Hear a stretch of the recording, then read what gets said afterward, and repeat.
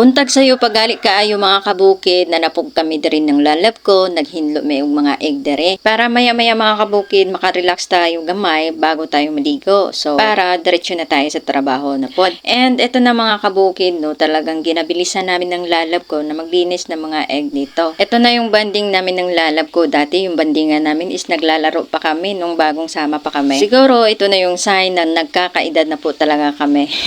Iba na yung banding mga kabukid. Ang ginagawa pala namin bilang panglinis dito mga kabukid is yung ipa lamang po. Kailangan tuyo po ng ipa. Hindi naman po lahat madumi yung mga egg natin, pero talagang i-check pa rin natin kung malinis po yung mga egg natin para masaya naman po yung mga buyer natin. Subalit dito mga kabukid, binubukod po namin yung mga maliliit na egg at saka yung mga malalaki.